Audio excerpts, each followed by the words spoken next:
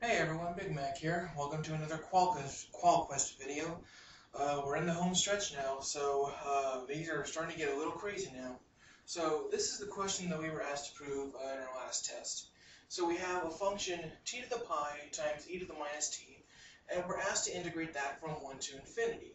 Obviously, since this is not a very nice power in here, we can't really easily integrate by parts or anything. But we are told to show that it is bounded by this weird number. Pi to the pi over e times pi minus 1 to the pi minus 1, where e is that, exponential 2.718281828 type number. We are told to use what is known as the Holder inequality, which basically means that if we have two functions, f and g, then there are certain values p and q such that the sum of their reciprocals is 1, and we can bound our original integral by this thing here. So we take our function f to the p power, and then take that entire thing to the 1 over p power, or the pth root, and then likewise for g, but then we use q instead. We're also told one last thing, to use p is equal to pi to make it easier, supposedly. So we'll see how this works. So since we wanted to have with our Holder function that our fg is less than our other two functions, let's try and plug in our t to the pi e to the minus t on the right side and try and find a nice function that will allow us to find some kind of comparison on the left side. There's probably a nicer way to do this than what I'm going to be doing, but this was intuitive for me. So let's try the function t e to the minus t. In order to integrate that. So this will actually be a really nice thing to integrate, since we don't have any silly pi powers or anything. But let's break up this e to the minus t into two parts. So we have minus t over pi, and then to get the rest of this to add up to 1, we add up to the term e to the minus t times pi minus 1 over pi. So let's use that for our Holder inequality, where we set this part to the p, which is pi, and then we set this part to our q, which, a little bit of computation, is pi over pi minus 1. So going through this and using our Holder's inequality, we take our part on the inside here for our p. We have t e to the minus t over pi. We take that whole thing to the pi power, integrate from 1 to infinity, and then take the pith root, or to the 1 over pi power.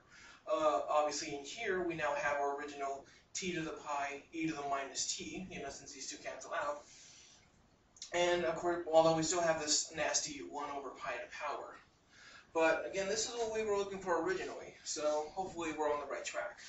On the other half, we had our negative t to the minus t pi minus 1 over pi to the pi over pi minus 1 power, and the good thing is that these both sides will cancel out in terms of the exponents, so all we have to integrate is e to the minus t from 1 to infinity, but now this is to the 1 over q, or pi minus 1 over pi power.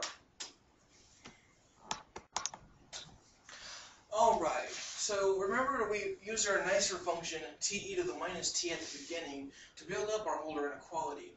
Well, if we integrate that directly, our antiderivative is minus t e to the minus t minus e to the minus t. We evaluate between our bounds infinity and 1.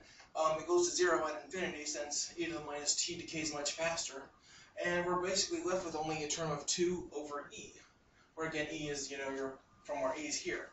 So we actually know that 2 over e is less than our mysterious function, or our original function which we wanted to bound, still to the 1 over pi power. And then if we integrate the right half with the g function, just e to the minus t from 1 to infinity, that'll be 1 over e. So plugging that in here, we have 1 over e to the pi minus 1 over pi power.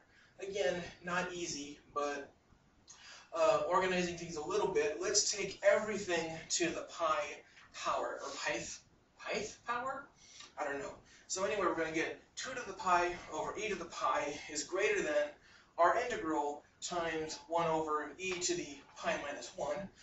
Just flipping our signs around a little bit, and our mysterious integral is greater than or equal to 2 to the pi over e. So how does this compare to our original inequality? So in choosing that nicer function that we had at the beginning, we do have a little bit of discrepancy. We showed that it was greater than 2 to the pi over e, but again we were asked to show that it was bigger than pi to the pi over e times pi minus 1 to the pi minus 1.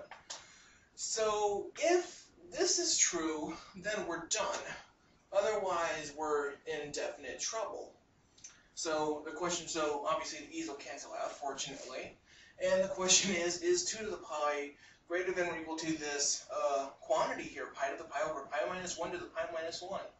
If we had calculators, this wouldn't be a problem. We could just easily check, but since I kind of dug myself into this little hole, I need to do it by hand, pretty much. So first thing is multiply the right side by pi minus 1 over pi minus 1.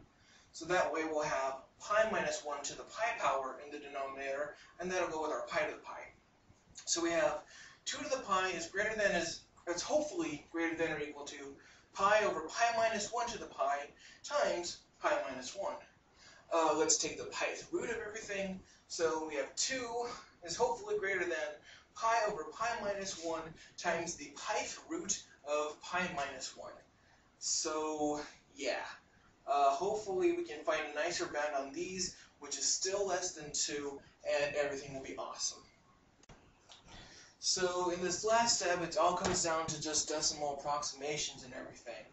Again, I probably could have found a nicer function at the beginning, but I didn't, so there. Pi over pi minus 1, which is pretty much 3.14 over 2.14. So let's upper bound this by 3/2.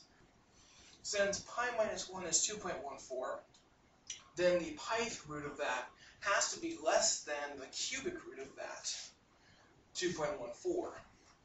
Since we would have to increment it by a little more to get back to the pi minus 1. Fortunately, a little bit of computation shows that 1.3 to the third power is 2.197. So that means that this is obviously greater than our pi minus 1. And so our cubic root is definitely less than 1.3, fortunately. Best part is if we take these upper bounds, 3/2 and 1.3, you multiply them together, and you have 1.95, which is definitely less than 2. So everything works out, fortunately. Again, had I picked a better function, I wouldn't have to deal with all this numerical approximations. And then if this were any closer to 2, I might have to, pick a more restricted bounds on this, try and get it to fit. But I got lucky this time, so yay. Alright, Big Mac saying